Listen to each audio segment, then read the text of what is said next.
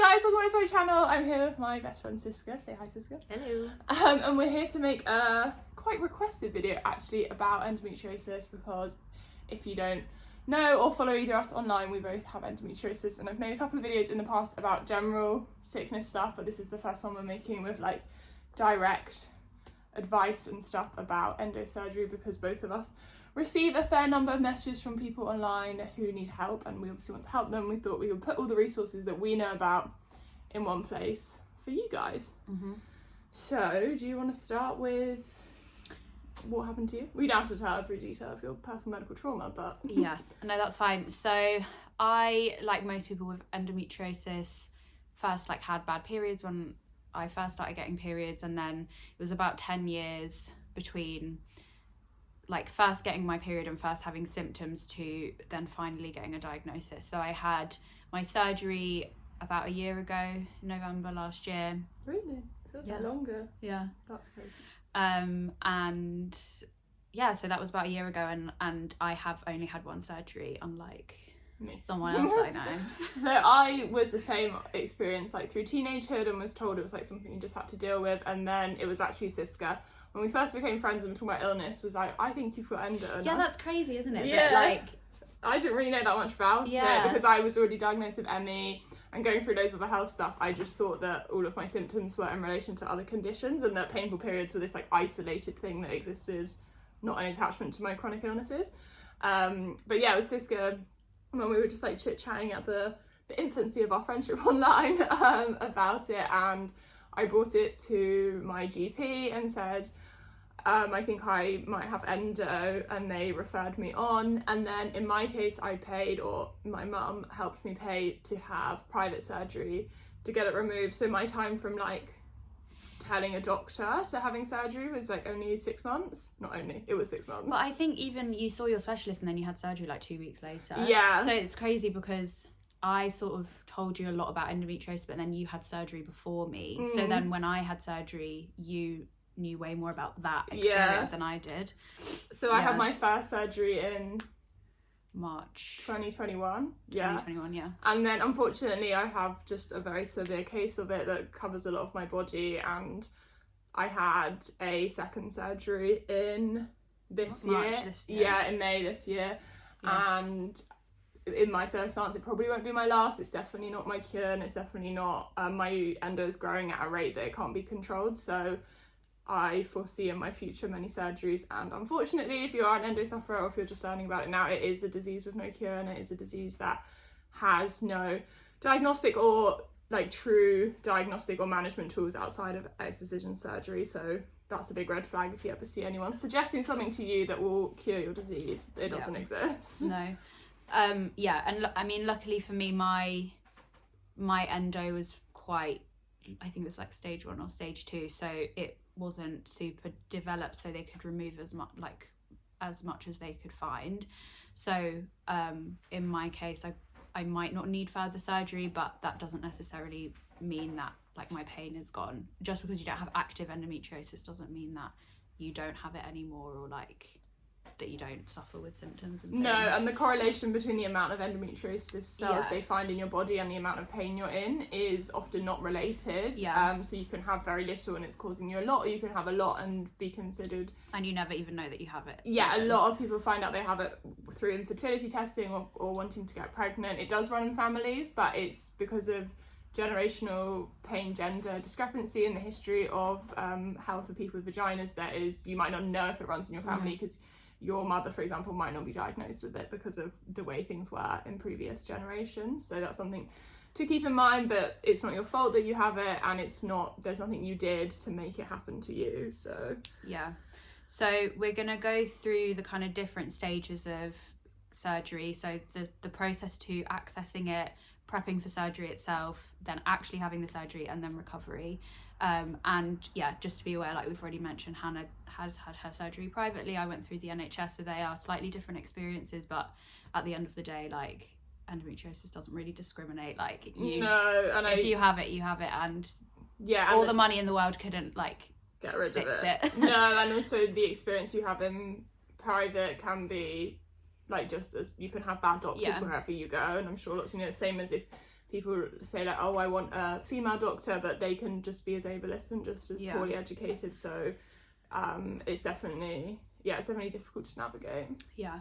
So, okay, let's start with accessing surgery. So from an NHS perspective, it took me, I think I was on a waiting list for about a year to have, from kind of being referred for a surgery and being put on a waiting list to actually getting access to it. So somebody asked kind of, how do you know when the right time is to have surgery? And I will say that on the NHS, that is definitely the last resort. They often don't want to like cut you open for no reason, which is really counterintuitive, because actually the longer that you leave endometriosis for, the more chance it is that it will infiltrate your organs and there'll be adhesions and it will progress further. So actually the earlier you catch it, the better. But yeah. And it is the only way to diagnose it. So even if you have transvaginal scans, or I know there's a huge push at the moment saying MRIs can find endo, they are not a guarantee. The only way to know is to have surgery. So for me, I had so many internal ultrasounds, loads of different scans and different blood tests. I was in A&E loads of times with loads of pain, and it got to the point where I'd kind of tried everything and they still couldn't say for sure whether I had it or not. So then my doctor was like, the only way that we will know for sure is by actually doing surgery and then seeing what we find. So yeah, in terms of accessing surgery, it's really important that you find an endometriosis specialist. There is I think it's the BSGE website or like directory will give you, if you put your postcode in, it will show you where the specialists are in your area. And I think it's quite important to go on the website and just have a look at what their resources are, because you can often find a lot out about the clinic before you go, just by seeing what kind of language they use and what kind of surgery they might offer. So excision is the gold standard, and that is where they cut out the endometriosis kind of from the root, whereas ablation is where they burn it off at the top. So if you kind of think about it as like a tree or a plant, you, instead of just cutting the top off, you actually get the root out, which means it's slightly less likely that it will grow back. Yeah, you definitely want to be heading towards excision. Abolition is more and more in the endometriosis community considered a waste of time, considered something that is really only done if you have endometriosis. For my example, I have endometriosis growing on my bowel quite aggressively. To cut that out would mean I would have to have a bowel resection, which is like a huge undertaking. So if I wanted to, I could ablate that just to relieve some of the pain. But in my case, my surgeon decided against that because she doesn't do abolition full stop. She doesn't think it's a good idea. So definitely, from all the stories we know and the friends we have online, like, you should be heading towards excision and you should be avoiding abolition. Yeah, so that's a really like clear red or green flag if on the website they talk about that kind of surgery. And don't let your doctor talk you into something that you don't think is right, because they can give you all the chat in the world, and at the end of the day it's your body. Yeah. And you don't want to be talked into something you'll later like regret or find even worse. Yeah. Another kind of thing to look out for, like a green flag, is if they often will say the kind of specialist that they have within the team that may be able to attend your surgery. So for example, a urologist or a bowel specialist, just in case you have endometriosis on other organs. Yeah, and that's definitely the case if you're going for second or third surgery. You most normally will have a specialist in there with you. My previous surgery, I had a bowel surgeon with experienced endometriosis alongside my endometriosis surgeon, who's there as backup and to provide second opinion, because at the end of the day, each of these specialists are only known for what they do. I mean, you need a collaborative team because it's a multi-organ disease. Yeah, exactly. And then also another thing to look out for is the kind of follow-up that you'll get. So with my clinic, I have a follow-up every 6 months with an endometriosis specialist nurse, just to see where my symptoms are at, and also whether they can refer you to other things. So they're just, if it's a really good clinic that is actually a specialist, unfortunately a lot of people do claim to be endometriosis specialists when actually they're just general gynecologists, and that means that they might not actually tackle the disease in the best way. And so those are some things that you can look out for to make sure that it's the best place for you. And I think personally for me, it's better to wait for someone really good and someone you trust. And I know that desire to like get a fix, get help straight away, you feel like you can't do anything unless you get this surgery out of the way. But I think it is overall better to play a long 100%. game and wait for something that you think, because for a lot of people, like I'm not a good example, but for a lot of people with it, it is a one and done thing. Like they can be, 5 or 6 or 10 years between having to get a second surgery. So having that first one be the best one, and that is your best chance, because that's the time where you have no scar tissue, you have no, definitely, your body is at its best to get out as much as it can, so you want to use that first opportunity and make the most of it. Because every time you have surgery you have a chance of building up scar tissue, and the only way to get rid of that is to have more surgery. So you get stuck in a cycle, so it is really better to wait, because some gynecologists will say this is what my first gynecologist said, that he would do the surgery just to have a diagnostic laparoscopy where they just cut you open, they see what it is, and then they sew you back up, and that's it. And they don't take anything out, and then they see how bad it is, and then they refer you to an actual specialist, which is such a waste of time. Yes, because the trauma that goes to even go into a surgery is just huge. So try, like, as best you can, advocate for yourself in that way. Definitely. And there is also a third option which neither of us has tried, but it's definitely on something I'm considering in my future, is travelling abroad for surgeries. There's lots of countries in the world that have a much better quality of surgery than we have access to in the UK. I know online friends who've travelled to Romania. I know India is popular, and of course the States, which comes with an entirely different set of medical bills. But I know particularly for Romania, that is quite a common one for people to travel to, for the cost of the surgery sort of evens out or is less than the UK. And there is a really strong research centre out there doing really great work. If you have quite a complex case, normally people said second, third, fourth, whatever, they will head out abroad for. And we will obviously leave loads of details down below of like other people who run pages online and stuff who talk about it, because whatever you are going through with endo, you will find someone else who also is experiencing that. And I think that if you're on the NHS, you definitely can, if you look up the endo specialists that are kind of around you. I found one that I really wanted to go to, and it wasn't my local one, that, like, if you're referred to a gynecology department, that wasn't the one that I'd automatically be referred to, so I had to really fight to get that referral.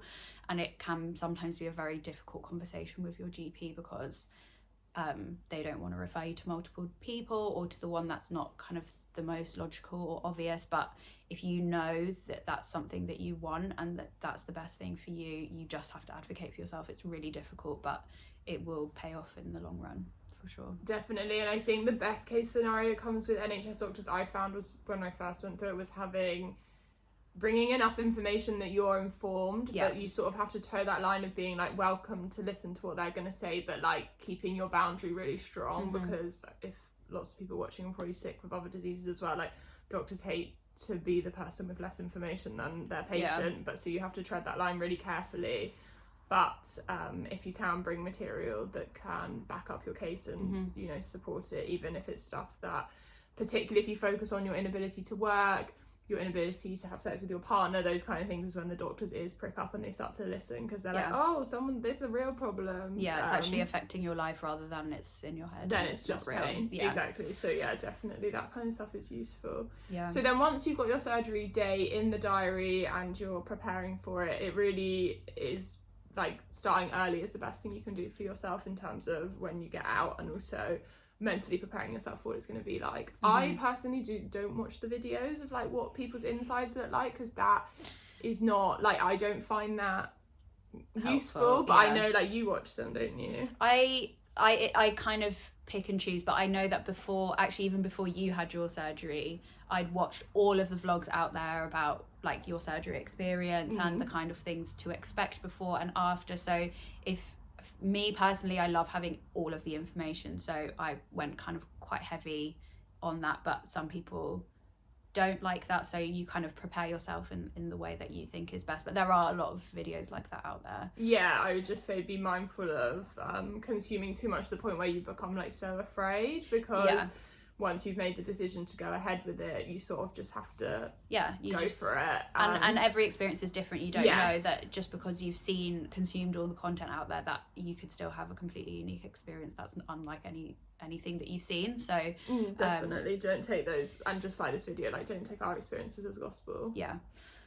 So once you have your surgery date and it's kind of coming up to the weeks before, there are definitely things that you can do to help prepare yourself. So There are things that you can buy to kind of make your recovery easier, which we'll go into when we talk about recovery, but there are lots of different things that you can kind of prep yourself with. Yeah, I would definitely say alerting like close family and friends as to when your date is within reason, and I would say keep that like sort of within your circle of very trusted people in your life. And when you're having that conversation with people about something you're about to encounter, you need to make sure that their expectations are sort of like you're explaining them to them, because I think lots of non-sick people assume that something like a hospital procedure is the answer, is the solution. So I think you'll save yourself a lot of heartache if you tell people before, like, this isn't, I was really lucky with my surgeon because they were so realistic to the point of like being like, this could even make it worse for you, like very cut and dry, which is like, that's how I like my medical stuff to go. I don't want people to give me sympathy and like feel bad for me. I want them to tell me how it's going to be, and my doctor luckily is exactly like that, especially the second time around. She's very clear, and I think passing that information on to your friends and family, because especially the NHS website is so misleading in the way it talks about surgery. And I think it is really hard, especially if you've been waiting for like a year plus for your surgery and everyone around you knows that this thing is looming, and then you finally get your date and it feels like that's going to be the thing, this is the thing that you've been waiting for, and it's really hard almost to like tell people, actually this is just a step in the journey, like this is just a management. And kind of just making sure that people know that obviously for some people it is an amazing thing and it really can give them their life back, but often because it's such a long time to wait, by the time you end up having surgery you've already got loads of chronic pain that's really difficult to get rid of. It's all kind of a bit too far gone to like fix everything. And also that the recovery process is so long that you don't want people to think that, like, you know, in 2 weeks after you're done you'll be ready for a big holiday and it'll be this massive celebration, because it's a long slog to get back to your baseline. So practically prepping for surgery are things like planning in advance as much as possible. So if you live with other people like a partner or a housemate, kind of being very clear with them about the things that you might need practically, like cooking, cleaning, washing up, that kind of thing, just to sort of make sure that your home environment is as like good for recovery as possible. We bought for me, both my surgeries I've always, in the beginning time, I really like to sleep by myself because I find it so uncomfortable to get to sleep. So like before the first surgery we bought an air bed, and Tom, my boyfriend, you guys know him, I was like talking about it, he's looking at us right now. We had like separate sleeping arrangements and we set that up before time because I was anticipating that, and I think that's better than you being in a lot of pain and struggling and having to make decisions in that time. You want to take out all of the hard things of decision making and stuff that can cause friction in your life. And like my mum brought us food, and like we put it in our freezer, or even if you guys could have a cooking day and cook stuff if you have space to freeze, or I know like you used HelloFresh, just anything to simplify your routine. And you might not need it, like it might be fine. I thought me and Ben would have to sleep separately, but we ended up not having to. But it's just thinking about it so that you've had those conversations and you've done the thinking and you've got the things in place in case. I think it's better to have them and not use them 100%. Exactly. And then I think particularly I would say in the first like 7 days you really don't want to be left alone for like more than a few hours by yourself. So if you live by yourself, maybe you're gonna move back into your parents' house for a while, or you're gonna have people come over and take shifts, because there is really simple things just like bending down where that can be really inaccessible, and then that can quickly, you know, tumble into something quite dangerous if you drop something that you really need. So maybe organising with friends like a schedule of people to stop in on you, and making really clear all the time that the boundaries are for people to come and offer you help. It's not an opportunity to socialise, because you are, you know, at your absolute minimum when it comes to your social battery post-surgery. So you want to make sure people are coming for the right reasons. Definitely. And I think also not being alone for mental health reasons. Yeah, it's important. Because I will say for me, recovering from surgery mentally was way more brutal and took way longer, and it kind of, we'll cover it, but it does come in stages, but it is it's a really big invasive thing, and you'll be left processing a lot of stuff afterwards that kind of comes up slowly. Like not everything will come to your mind about kind of processing everything straight away. And so to have people around you who can kind of stop you from spiraling a little bit or just support you in processing all of that, I think is really important. Yeah, definitely. So before we get into recovery, I'm just thinking about the actual surgery day. Like we said, there's loads of vlogs out there if you can watch people going into hospital. A lot of people have day surgeries. For me, I've never got out of the hospital. Like, it's been like at least 24, if not 48 hours. So mostly if you're having surgery on the NHS, they will say that it's just going to be a day case. I would personally pack an overnight bag just in case.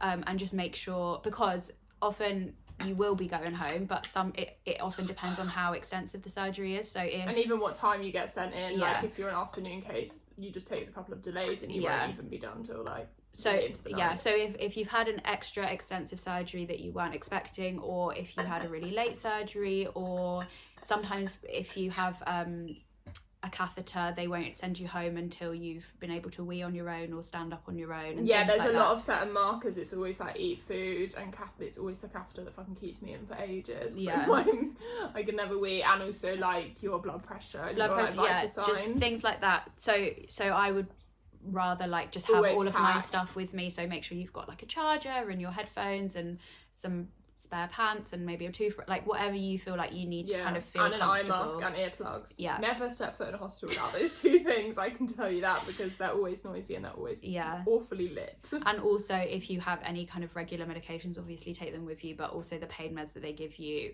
might be limited to like quite low level stuff, so kind of take what you feel like you need to be comfortable. And then also, so before you have your surgery, you'll have a conversation with your surgeon. You should do so. They'll come in and ask you any questions. They'll kind of go through your consent form and just make sure that you're aware of everything that's happening. So what I did is I had kind of 2 sections of questions listed out on my phone. I had a set of questions for before surgery and a set of questions for after. And I thought of them beforehand so that I wouldn't have to come up with them on the day. Also, we both had surgery during COVID, so we were on our own, so we were completely reliant on ourselves to kind of ask the right questions and to advocate for ourselves in that moment. Mostly each other via WhatsApp. A lot of morphine induced voice notes were sent. So that again, it's about preparing properly, like just making sure that you've done all the thinking when you're kind of with it and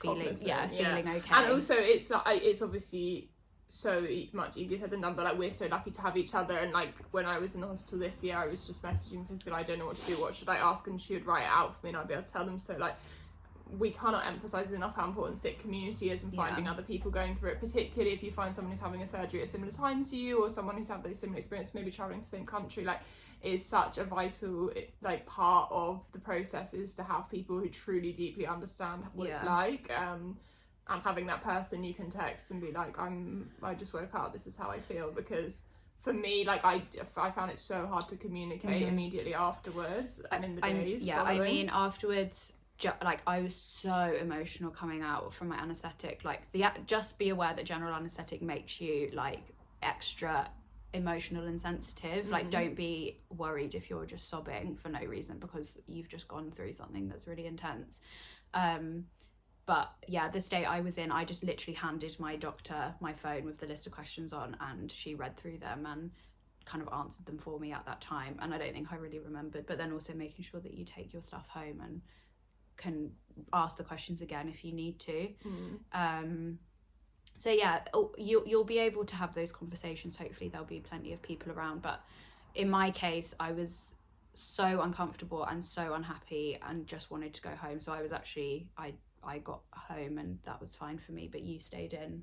I stayed in because of so if you have it found like in near your that pouch of Douglas or your bowel, like often you get stenting in your surgery, so they like detach your things and then do the work and then like plug you back in, as in like all of your toilet stuff.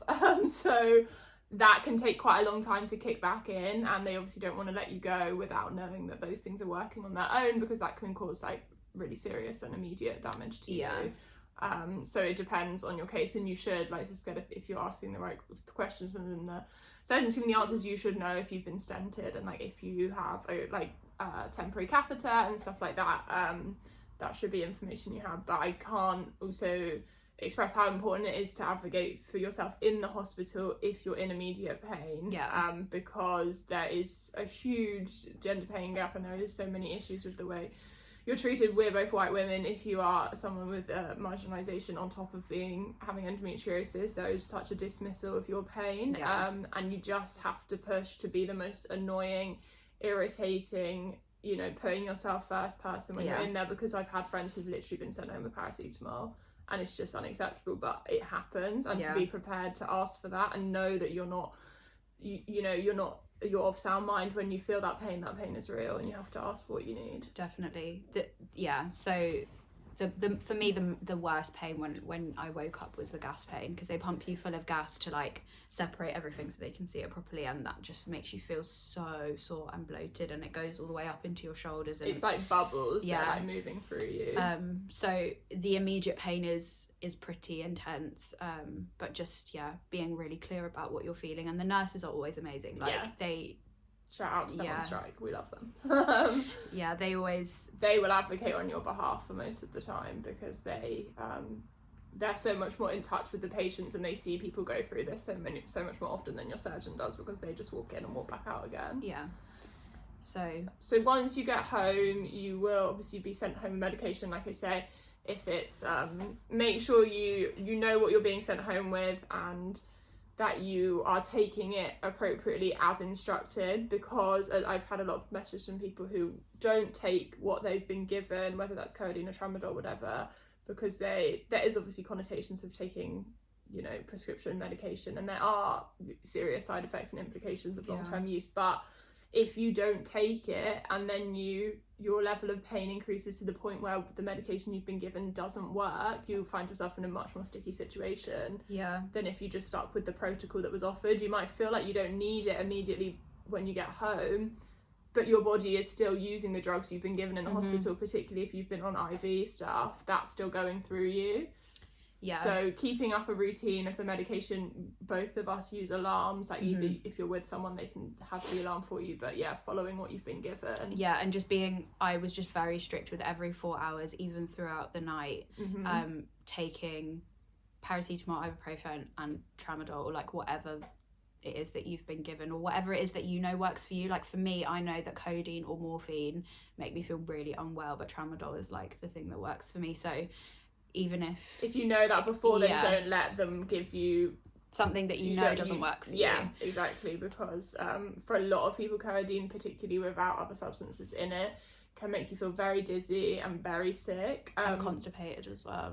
And they will often offer you laxatives to take with it, which also a lot of people don't take, because they just think like, oh, I can't be bothered. Please do because it's already going to be awful trying to poo after your surgery. So like whatever you can do to kind of limit that extra pain is going to be helpful. And just start the protocol as soon as possible. And then for both of us, we both suggest taking probiotics, because when you're taking that number of drugs, you really need to be protecting your stomach, especially if your stomach's just been cut open. So probiotics and NAC is really good for like protecting your liver and kidney as well, as it's kind of flushing everything out.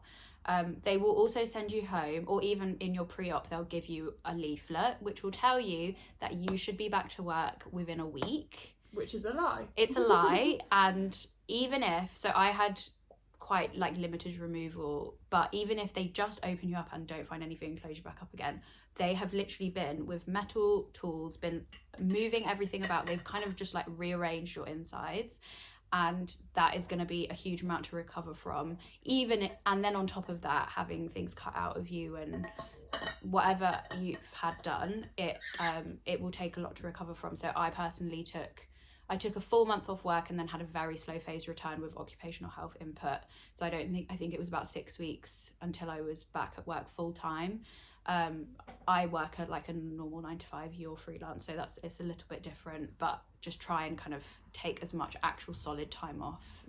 My first surgery, I was still at university, and I took like 3 weeks off, and then I wrote my final paper, which was a massive mistake, but I was just like very ignorant to it and thought I had to power through. And then in my most recent one, I only took 2 weeks off of work, because I was like under a really strict contract, and that was the biggest regret of my year so far, honestly. Like nothing is worth it. Obviously, like you have to pay your bills and stuff, but if you are in a position, particularly if you're in a salaried job, then advocating for what you need from your work and preempting that, like we're saying, going in beforehand and knowing you're going to need at least 3 weeks. Yeah, I just went, the hospital signed me off with 5 days sick leave, so then I went to my GP, and they're mostly very good. You just tell them what you want and then they'll write it down and sign you off, and that's fine. Especially if you just had surgery, it's kind of fairly self-explanatory as to why you need to be off work, and hopefully your employer should be okay with that. But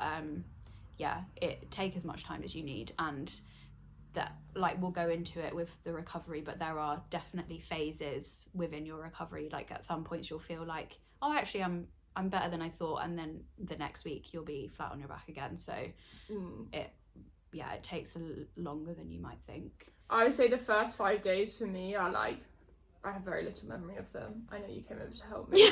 That's what I remember. You painted my nails and fed me food. The first 5 days, a real survival mode for me. I really struggled to sleep when I was in so much pain, so I used over-the-counter sleeping medication like Somanex, because getting those 8 hours, like your body is really working hard to restore itself while you're sleeping, and so the amount of rest you get is correlating to how okay you'll feel the next day. So definitely using whatever you need to do to get a proper night's rest. Like I say, I sleep on my own because that's what I find comfortable, and I also sleep upright. We both love pregnancy pillows. Yeah, we both got like a sort of triangular pregnancy pillow, so that was really good for kind of supporting your back, because you won't be able to sleep on your side for probably a week, maybe 2 weeks. Yeah, I would say too. So having like a lot of support around you, kind of pillows like holding your arms up so that you're really supported in bed is also great. If you're an aggressive side sleeper, which I am, like I would never sleep on my back if I had to. I did start to practice like in the month running up, just to train myself a little bit, because it is so disconcerting if you're like sleep in a particular way and you have to stop doing that. And like I say, rest is your number one priority throughout recovery. Definitely. The other thing is showering can be quite difficult depending on how many incisions you have. So they'll send you home with normally 1 extra set of dressings for your incisions, but we both suggest buying extra, because if you are at all nervous about like infection, or just like, to me it just feels good to have clean dressing on. But I mean, even I wore mine for quite a long time afterwards, even though the incisions had kind of healed, because you don't want to catch the stuff. Because when you start wearing kind of slightly normal clothes again, they do rub against your skin, and it's very sensitive, especially if like you use hot water bottles and your tummy's kind of like the skin there are sensitive anyway. It just kind of provides that extra layer of protection, and just you're basically just trying to avoid any extra discomfort above what you already are experiencing. So there, another thing you can buy in advance just on Amazon or Bad Boots or whatever is just the self-adhesive. Or get a friend who brings them around and changes them for you. That's also very useful. But definitely showering, getting a shower stool, because you can't bath, which is so upsetting, because baths for me are like such a soothing experience, but you cannot submerge your incisions in water. So particularly if you have a lot of them, it can take a really long time. Like in my second surgery, I had about 8, and they healed at different times, and they take different sets of time because they use the different incisions for, like, depending on where they find it and where they need to do the most work. Some of them will have been used a lot and will have a lot of trauma, and others won't. So they do heal at different stages. And that's why you can feel pain in like more in one incision more than the other, and it's not that like the one that you feel the most in is in some way having a problem. It's just that's probably the one that they use the most for in your keyhole surgery. So having a shower stool to sit down in the shower is really great. I don't suggest, like, please be really careful, don't just start putting plastic chairs in your shower, because that's a real big slip hazard, especially if you're lightheaded or dizzy or have POTS or anything. Get a stool with like rubber things on the bottom if you have any kind of like shiny plastic in your bath or shower. Or having a friend or partner wash your hair like over the sink can also be really useful. Or before you go, get someone to like French braid your hair so that you don't have to think about it for a few days. Just like tiny things like that actually make a huge difference, because your capacity is so limited and your mobility is so limited that anything that you don't have to think about is like really helpful. And then loose clothing, loose underwear, anything that kind of doesn't touch that area, or like you can have high-waisted underwear so it kind of comes up, or just really loose, I wore like things. really loose knickers. I bought like big, like size bigger than me knickers from M&S because I just really didn't like stuff touching anything. Or like period pants are good. You might have some bleeding afterwards. Yeah, that's the other thing. Or get some pads because you don't want to be using tampons. Oh, one thing we didn't cover actually of the actual surgery is getting the coil put in. Oh yeah, did you do that as well? No, I actually, they just changed mine. Yes, right. So both of my surgeries, I've opted to have the coil put in. The coil is again not a cure for endometriosis. That's the hormonal coil. There's the copper coil and the hormonal coil, but don't get the copper coil if you have endometriosis. Yeah, don't fuck with that. The merino coil is what we both have. Yeah. And there's a lot of trauma associated in the general population, and people have them inserted. So if you are already concerned about having it inserted, it's a good opportunity to have it put in. And while you're asleep. Yeah. While it's not for everyone, it is such an important management tool in my endometriosis. Same, Not bleeding every month is the biggest relief of my life. Like that, I think, like potentially even more so than my surgery, has changed my capacity to do stuff, because I was losing so much blood. I was also losing so much iron. And it was just causing me such intense amounts of pain, so I would not be standing without my coil, and it's a good opportunity to get it done, and then they'll change it for you if they're messing around in there anyway. Yeah. That being said, even though the process of getting it put in is easier because you're under anyway, that does add on to your recovery. So you might have some bleeding, or like your body is just figuring out a new thing that's in there. So yeah, your first period after surgery anyway can be hellish. Yeah, and then on top of that to have the coil, but in the long run it is perhaps kill two birds in one stone type situation. Definitely. And so the gas pain is really bad, and so in terms of kind of pain management that's not medication related, peppermint is really, really good for helping relieve the gas. It will just stick around for about a week. Like there's nothing really you can do about it, but a hot water bottle along your shoulders can provide some really good relief. Peppermint oil capsules, or I quite like just putting a couple of drops of peppermint oil in hot water with sugar, just a bit of sugar. Because in the hospital they'll give you peppermint tea, but that is nowhere near strong enough. Get the Holland & Barrett pills, or get the just get some oil. The essential oil. It's so much better than the tea bags. And in my second surgery, I just brought my own peppermint stuff in with me, and the nurse was like very accommodating to make me hot water. Yeah. And it will feel like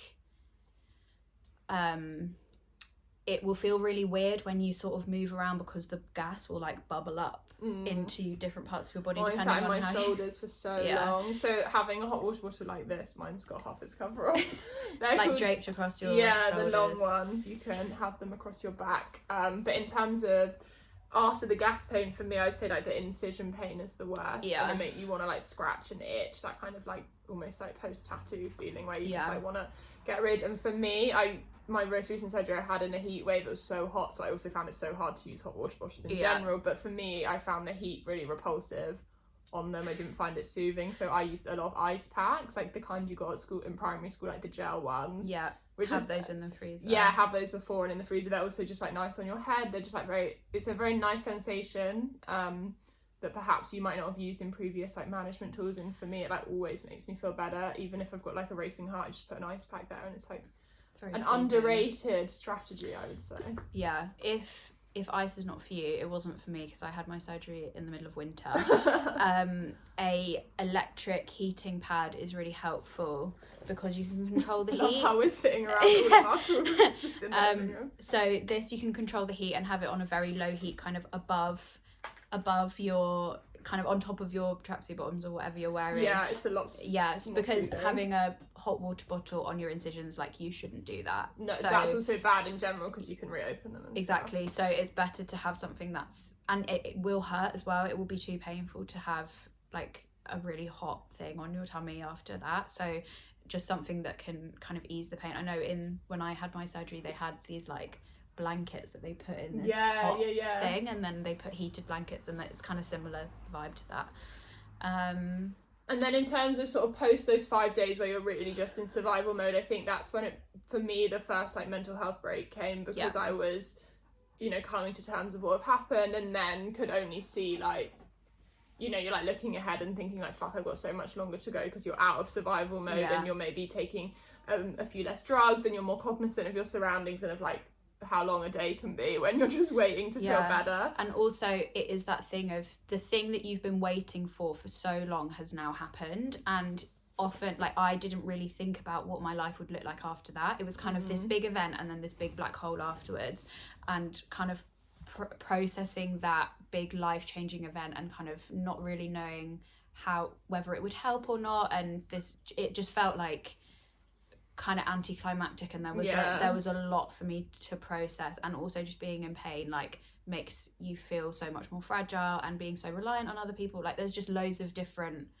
elements to it. So I had therapy at the time, I still have therapy, and there was a lot to process, but you know, just having people around you that you can talk to about it who are very non-judgmental and kind of just will listen to you, not give you advice, is really helpful. Yeah, and if you struggle to find those people in your life, which I know is like a very common thing that like falls into my DMs with a lot of people, like how do I, like no one in my life cares and no one in my life can help me, it's about, you know, identifying the people who you think have it in them and who can learn alongside you, and who really want to listen and understand. It's not necessarily cutting everyone off who says the wrong thing. It's about making space for people, which I know is so hard when you're in pain and your window of tolerance is so small for things like that. But finding those people who want to help you and who are happy to take instruction from you on what you need. And even if you just say like, hi, I'm having a really bad day, can I vent to you? I really don't need your solutions right now, I just need you to listen. And like giving someone that instruction is perfectly acceptable and actually quite helpful for the other person as well, because then they don't feel like they have to provide the answers for which there are none.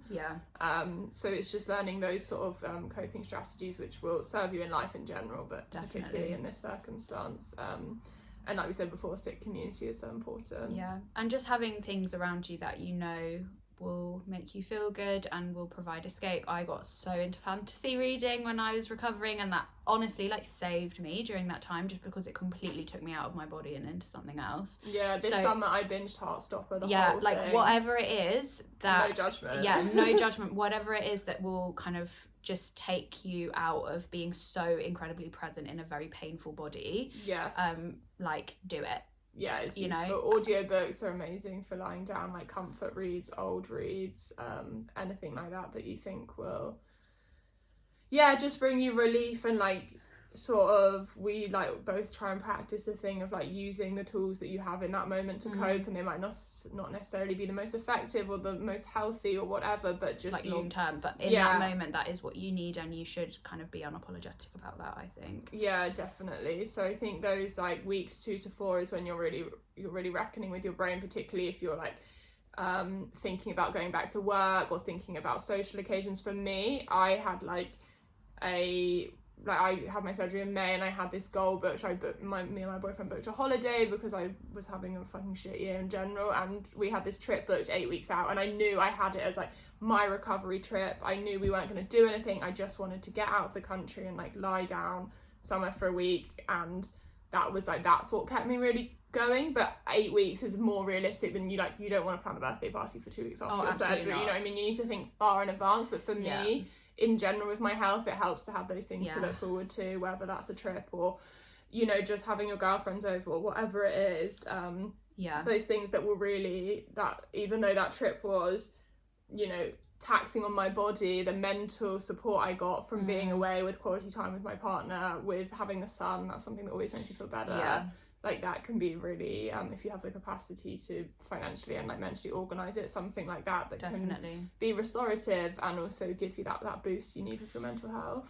And for me, like it was again like the middle of winter, and I don't really live near like super close to any kind of parks or green spaces, so at one point my boyfriend's family just came and like drove me to a park, and like and I didn't really do that much walking, but I was just being in nature or something that just makes you feel alive in a good way, and also like small. It's so, do you know what I mean? My friend drove, when my last surgery, my friend like a week after, she drove me around Richmond Park, and we like saw all the deer, and I was just like sitting in the car with the window open. I was just like, never felt as good as like having, it's like it's so like small, but like the wind and like having the music on, and it just felt like that real moment of peace. And I think like, and the nature felt so big around me, it was really soothing. Because recovering, especially like as a highly sensitive or like neurodivergent person, it's such an overwhelming sensory experience as well. Like you're just constantly in pain, and there's constantly sensory things that are really uncomfortable and overstimulating in a really awful way. And so to be in an environment where like you're aware of yourself, but in a nice, soothing way that feels good to you is a really like important thing. And I think it whatever that is for you, if you live by the sea, like get someone to just drive you down to the beach and just sit on the beach, or like if there's something that you know makes you feel good, just try and make time for it. The other thing we didn't talk about, but I've used in both my surgeries, is having a wheelchair afterwards is like definitely something to keep in mind if you already have chronic pain unrelated to endometriosis, or if you have any other kind of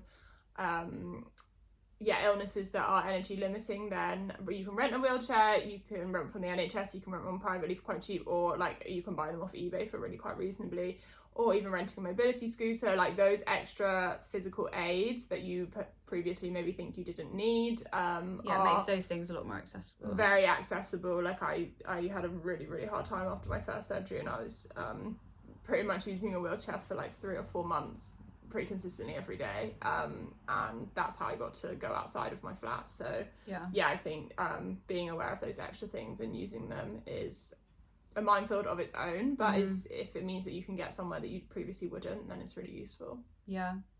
So that's kind of like about a month afterwards. I personally only started to be able to return back to normal maybe at like a month and a half, 2 months, but probably didn't feel like I was over it or back to my baseline by maybe 3 months. What you have to remember is before you went into your surgery, you were not only experiencing pain from the endometriosis cells, like there were so many other things going on in your body. If you're diagnosed with any other conditions, all of those things impact your ability. So recovering from the surgery, like it's going back to your version of normal and your baseline of what you were able to do before. So keeping a symptom diary in a loose, unstressful manner can be useful in that for tracking your ability to do stuff. For me, I have a bit of a problem with getting quite obsessive about those things, so I don't tend to do it, but I have other friends that it works really well for, just to keep note. And even if you just check in once a week to sort of watch not an upward trajectory, but just see the fluctuations, and maybe that your low points are not as low as they were before, and sort of using that as a monitoring tool. But it's so important to remember that it's 12 weeks for scar tissue to even heal. And if you have any other condition, for me I have EDS, that can double or triple the time it takes for your tissue to heal. So and having a surgeon who kind of is able to be aware of that is really important as well. Yeah, that's particularly if you have EDS, it's so important to make sure also you have an anesthesiologist who's aware of that, because a general anaesthetic affects our body so differently. So please be aware of that.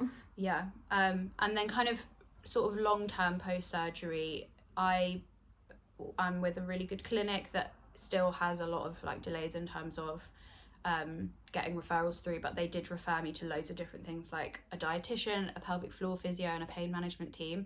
So for me, the surgery kind of did as much as it could, but there was a lot of kind of chronic pain because it was untreated for so long that even if I don't have active endometriosis, the pain is still there just because my body remembers it and that's what it feels.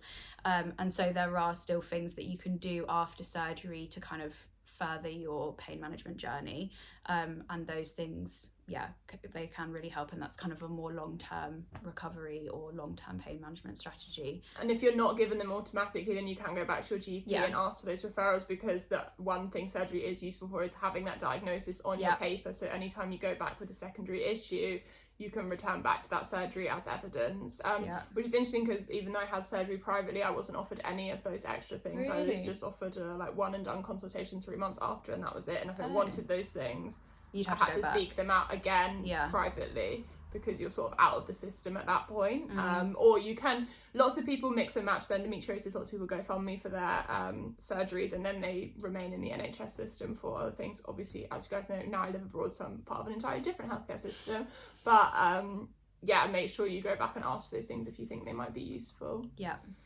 I think we've covered everything. No, I'm both so tired. But I hope this was helpful for you guys. If you want to leave any comments, ideas, or thoughts below, and just let us know if you have surgery coming up. And both of our Instagrams are most of the time open for you guys to talk to us. Sorry if we are serve replying because as explained in this video, we're both very sick. Yeah, but I'm definitely, and I know you are too, like happy to be a support or to refer you, like to send you on to other people who maybe have like more specific understanding of what your situation is. But yeah, just message us. And